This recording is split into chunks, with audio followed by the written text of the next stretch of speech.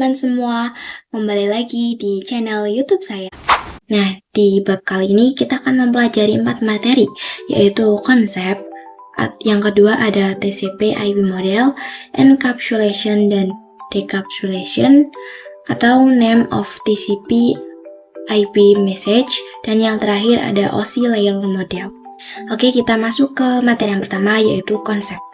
Ketika kita sedang membahas networking model, maka sangat identik sekali dengan jaringan komputer, yang mana jaringan komputer pada perangkat komputasi yang saling terhubung serta dapat bertukar data dan berbagi sumber daya antara satu dengan yang lainnya. Nah, untuk mempelajari fundamental jaringan komputer ialah dengan mempelajari yang namanya networking model. Jadi, apa sih networking model? Networking model adalah suatu aturan yang mendefinisikan bagaimana kumpulan perangkat komputasi bisa saling terhubung dan berkomunikasi. Nah, untuk perangkat komputer itu kan ada banyak. Itu pasti bersumber dari berbagai vendor. Nah, di sini kuncinya adalah bagaimana antara vendor itu bisa saling berkomunikasi. Nah, maka dari itu dibutuhkannya itu networking model. Jadi, setiap vendornya harus memiliki network yang sama, sehingga bisa saling terkoneksi. Nah, untuk saat ini, open standard networking model yang tersedia dan terkenal ada dua, yaitu TCP/IP model dan OSI model. Nah, selanjutnya untuk before open networking model Axis sendiri itu memiliki modelnya sendiri-sendiri. Seperti contohnya pada tahun 1974, vendor IBM membuat vendor miliknya yang bernama Sistem Arsitektur Network atau biasa disingkat SNL. Nah, maka dari itu, ketika vendor memiliki networking itu sendiri, maka timbullah masalah. Nah, karena itulah terciptalah Open Networking Model sebagai pembuka agar setiap vendor dapat saling berkomunikasi. Jadi, setiap vendor itu memiliki networking yang sama, bisa menggunakan OSI model ataupun TCP/IP. Nah, OSI model itu diciptakan oleh ISO dan TCP/IP itu diciptakan oleh DOT. Nah, misal gambar di sini memiliki networking yang sama. Nah, maka untuk vendor 1, IBM, dan vendor 2 itu bisa saling berkomunikasi. Ya, selanjutnya kita lanjut ke materi yang kedua, yaitu TCP/IP model. Nah, TCP/IP model ini merupakan jenis networking model yang saat ini common digunakan. Nah, untuk TCP/IP itu mendefinisikan suatu protokol agar komputer utamanya yang saling berbeda network itu bisa saling berkomunikasi. Nah, untuk memahami networking ini, maka setiap model itu dipecah menjadi bagian-bagian kecil. Jadi di sini IP-nya memiliki layers. Nah, jika OSI memiliki 7 layer, sedangkan secara dokumentasi TCP/IP model terdiri dari 4 layers, yaitu network access, internet access, transport access, dan ada application access. Nah, namun penerapan dalam real network TCP/IP model lebih mudah untuk dibagi menjadi 5 layers, yaitu physical layers, data link, network, transport, dan aplikasi. Ya teman-teman, kita lanjut ke materi ketiga, yaitu TCP/IP application layer. Nah, jadi layer-layer ini diibaratkan sebagai urutan atau aturan bagaimana jaringan komputer kita bekerja. Oke, kita mulai pada layer yang pertama, yaitu application layer. Nah, application layer berfungsi sebagai antarmuka dengan aplikasi, mengatur bagaimana aplikasi dapat mengakses jaringan dan kemudian membuat pesan-pesan berskala. Nah, aplikasi layer memiliki contoh protokol tersendiri. Jadi untuk yang TCP/IP application layer itu contoh service-nya adalah HTTP, POP3, SMTP, IMAP, SSH, dan lain sebagainya. Kita bisa ambil contoh, salah satunya yaitu HTTP. Nah, di mana HTTP itu digunakan ketika mengakses web server. Nah, kita bisa ambil contoh juga. Nah, misalkan di sini pengguna melakukan request ke suatu website, maka si web ini akan reply ke request client. Nah, untuk balasannya ini terdapat HTTP header, dan di dalam HTTP header itu terdapat banyak informasi, dan diantaranya adalah informasi status. Nah, untuk informasi status itu ada banyak ya. Nah, salah satunya adalah 200 dan 404. Nah, untuk yang 200 ini berarti ketika klien melakukan request ke web, Jika tampilnya 200 itu berarti dia berhasil ya. Dan untuk yang 404 not found, nah maka berarti untuk request yang dilakukan itu tidak berhasil. Contoh ketika klien melakukan request dari URL yang tidak ditemukan. Selanjutnya, selain HTTP, ada juga seperti SMTP yang digunakan untuk email. Jadi dia digunakan untuk mengirim email. Dan untuk menerimanya, kalian bisa gunakan IMAP atau POP3. Dan untuk melakukan akses remote, kalian bisa menggunakan SSH. Oke teman-teman, kita lanjut ke materi yang keempat, yaitu TCP/IP Transport Layer. Nah, jadi fungsi dari Transport Layer itu adalah menyajikan atau memberikan service ke application layer atau sebagai transfer data.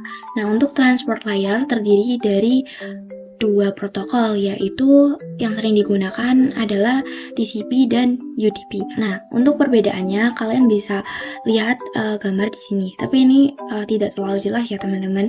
Nah, ataupun kalian bisa lihat informasi lebih lengkapnya dengan searching di browser. Nah, tadi kan fungsi dari transport layer itu menyajikan atau memberikan service ke application layer.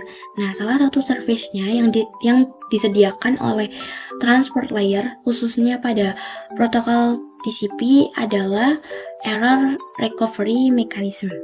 Nah, di sini kalian bisa lihat, tapi mohon maaf ya teman-teman, ini ada ngeblur. Nah, jadi cara kerja recovery mechanism yang disediakan oleh TCP adalah ketika ada suatu klien melakukan request ke web server atau suatu website. Nah, jadi kalau di application layer kan responnya itu berupa HTTP header dan data. Nah, jika di transport layer, HTTP header dan data tersebut akan ditambahkan dengan TCP header yang nantinya akan dibungkus lagi dengan segmen yang kemudian akan ditransport ke perangkat jaringan yaitu layer 3. Nah, masalahnya yaitu bisa saja respon yang diberikan oleh web server itu terdapat hilang atau error, atau bisa saja jaringannya overload dan sebagainya.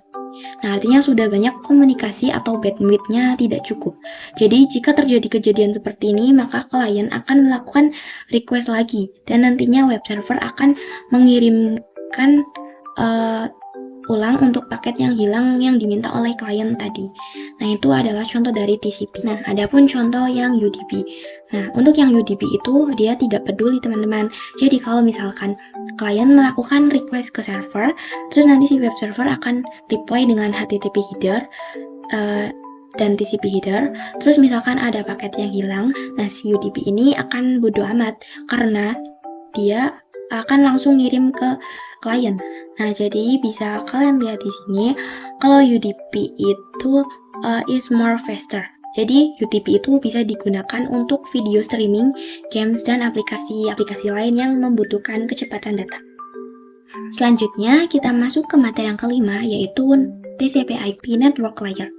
Nah, network layer itu hanya terdapat satu contoh, yaitu IP, atau biasa kita sebut IP address. Jadi, IP itu merupakan singkatan dari Internet Protocol, yang dimana ini merupakan network layer. Nah, salah satu protokol dari network layer yang merupakan layer ketiga yang digunakan untuk mengadreskan komunikasi antar perangkat jaringan itu IP. Nah, IP itu menyediakan dua fitur yang sangat penting, yaitu addressing dan routing, yang dimana berfungsi untuk menangani konektivitas dan pemilihan jalur. Oke, kita akan bahas yang pertama, yaitu addressing. Jadi, addressing itu, kalau yang addressingnya itu bahwa IP address itu sendiri, yaitu memberikan nama pada perangkat di jaringan komputer. Karena setiap perangkat jaringan itu memerlukan alamat unik di jaringan. Nah, nama di sini diidentikan dengan IP address, yaitu dengan berbasis angka. Nah, jenis IP address itu ada dua, yaitu versi 4 dan versi 6. Nah, untuk yang versi 4 itu terdiri dari 4 bit, dan jika dijumlahkan terdapat pengalamatan 32 bit. Sedangkan untuk IP versi 6 itu memiliki 8 blok yang dijumlahkan menjadi 128 bit. Nah, jadi contoh di sini adalah suatu perangkat yang memiliki IP address 192.168.1.1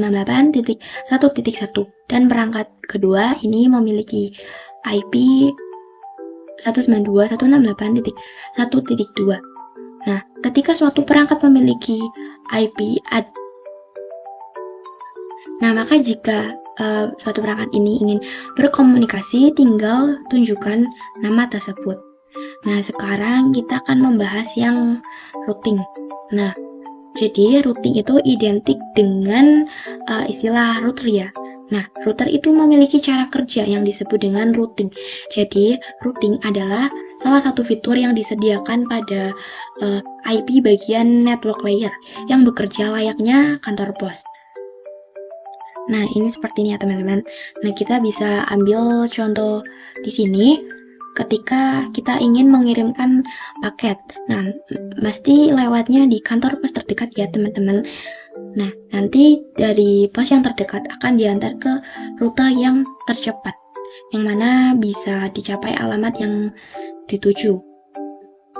Nah, jadi dia layaknya bekerja seperti di kantor pos.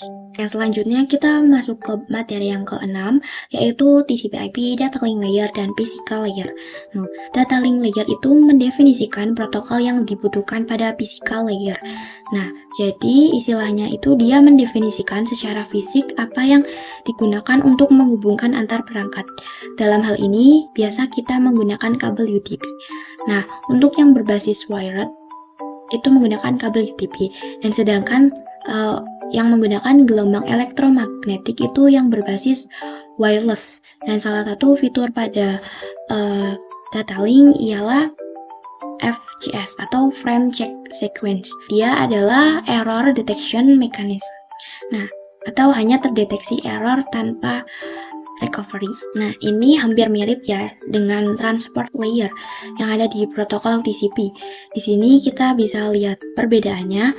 Kalau yang data link layer itu error mekanismenya berbasis detection. Nah, ini hampir mirip ya dengan yang ada di transport layer yang terdapat di protokol TCP. Nah, di sini kita bisa lihat perbedaannya. Kalau yang di data link ini, error mekanismenya itu terdapat di berbasis detection. Akan tetapi, yang di transport layer, terutama di bagian protokol TCP itu nggak cuma di detection, dia juga melakukan recovery. Nah, jadi bisa kita simpulkan bahwasannya yang recovery itu mengirimkan ulang.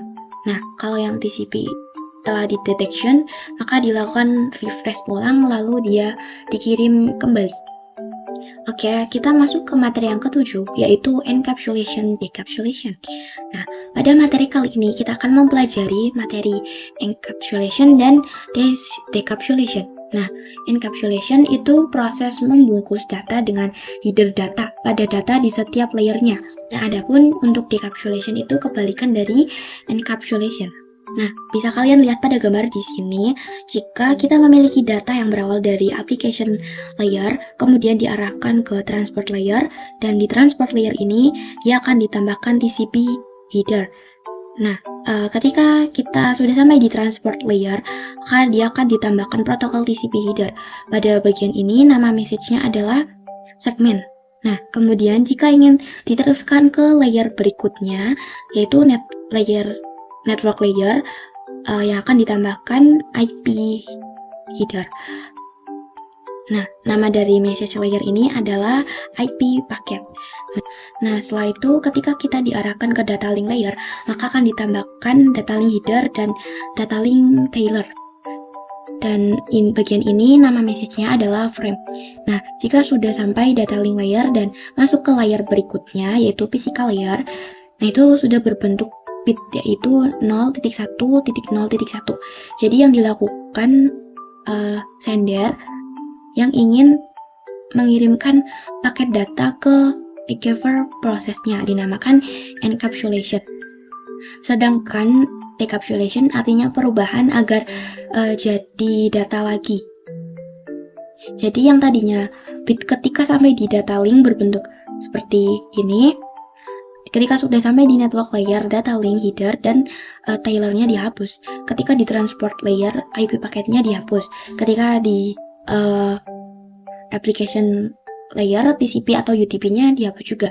Jadi receiver itu menikmati data yang diterima. Oke teman-teman, kali ini kita akan masuk ke materi yang terakhir, yaitu tentang OSI model. Nah, saat ini yang sering digunakan itu hanya TCP/IP, dan untuk OSI model itu digunakan untuk model pembelajaran. Karena dari sisi perkembangan protokol dan model TCP/IP yang lebih dominan itu, nah, mengapa semua vendor menggunakan TCP/IP dan tidak menggunakan OSI model? Nah, OSI model tidak digunakan lagi, tetapi untuk pembelajaran networking sering menjadi patokan dan sering dibahas karena mudah dipelajari. Nah, untuk saat ini model yang sering digunakan hanya TCP/IP, seperti yang dijelaskan tadi ya teman-teman. Nah, sebelum networking model ada, setiap vendor membuat atau memiliki networking modelnya masing-masing. Karena setiap vendor memiliki networking model yang berbeda-beda, maka komunikasi antar vendor itu sulit dilakukan. Jadi, usaha untuk membangun suatu jaringan itu sangat besar. Nah, banyaknya vendor yang tadi itu, bagaimana upaya agar tetap bisa berkomunikasi dengan baik antar vendor satu dengan vendor yang lainnya. Karena itu dibuatlah sebuah model atau sebuah standar atau spesifikasi minimum oleh ISO atau International Organization for Standardization pada tahun 1984, yaitu dengan nama OSI, atau kepanjangannya yaitu Open System Interconnection, atau bisa juga disebut OSI 7 Layer Model. Nah, untuk OSI model sendiri itu terdiri dari 7 lapisan layer. Nah, antara OSI model dan TCP model itu tidak jauh berbeda. Yang beda hanya sisi layernya saja. Nah, untuk 4 layer di bawah ini sama ya. Nah, yang membedakan untuk TCP/IP model di bagian application ini dia dipecah menjadi 3 application. Yaitu presentation dan session. Dipecah pada OSI model yang memiliki 7 layer. Yang berbeda juga pada nama setiap pesan di setiap layernya. Di TCP/IP ada yang namanya segmen, IP packet, frame, bit. Nah, kemudian di OSI model ada istilah tersendiri. PDU-nya tetap namun disesuaikan dengan layer L7 PDU, L6 PDU sampai bit. Nah, untuk upper layer itu bagian 5 sampai 7 yang berkaitan dengan bagaimana data itu mengalir, dan yang lower layer itu dia dari 1 sampai 4.